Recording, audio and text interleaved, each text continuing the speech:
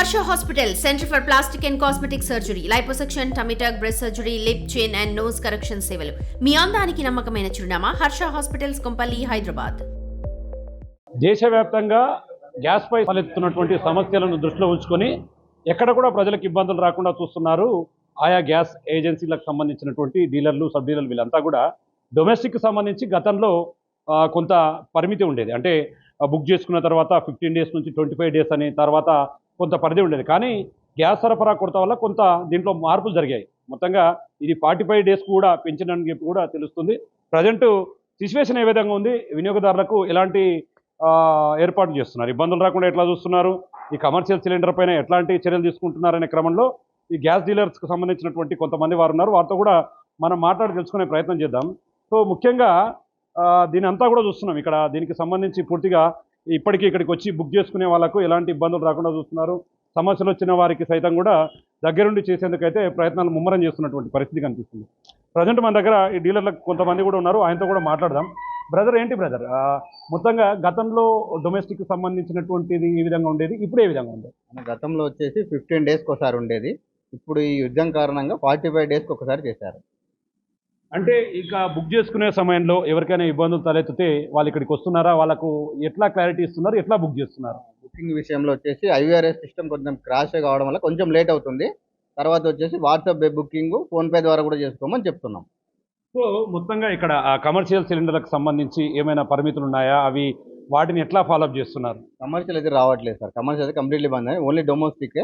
అది కూడా 3 days booking pending అంతే. అంతకుమించి ఎక్కువైతే మన దగ్గర కొరత అయితే ఏం లేదు.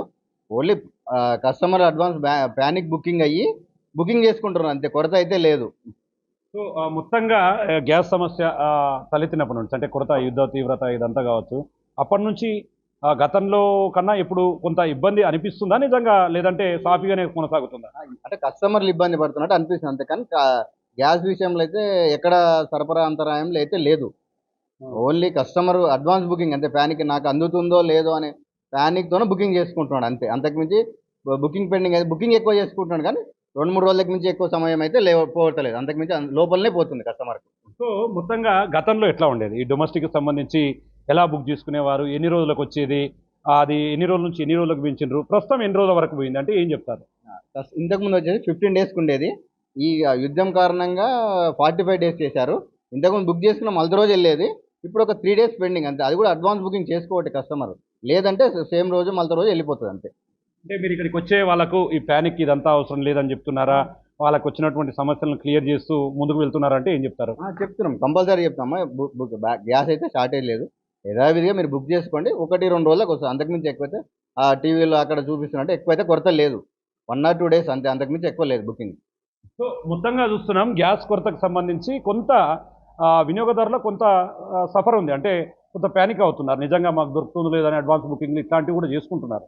కానీ అట్లాంటిది ఏం లేదు. బట్ కాకపోతే డొమెస్టిక్ సంబంధించి గతంలో 15 డేస్ 21 డేస్ ఆ తర్వాత ఉండేది. కానీ గ్యాస్ కొరత కొంత ఇబ్బంది ఎదురవడం వల్ల వాస్తవంగా అది 41 డేస్కు పెంచారు. అంటే 45 డేస్కి 45 డేస్ తర్వాతనే మళ్ళీ తిరిగి తను బుక్ చేసుకోవాలి, ఆ తర్వాతనే వాళ్ళకి గ్యాస్ ఇస్తామని చెప్తున్నారు. కాబట్టి ప్రజెంట్ అటువంటి ప్రజలు ఎక్కడ కూడా ప్యానిక్ కావాల్సినటువంటి అవసరం లేదు. ఇక మేజర్గా సిలిండర్ల కొరతకు సంబంధించి ఎక్కడ ఇబ్బందులు లేవు.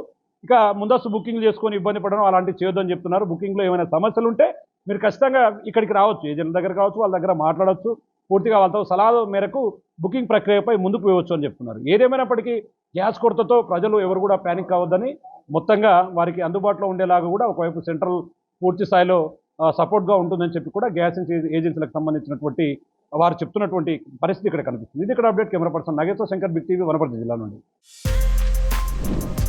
For more videos like this, subscribe Big TV channel.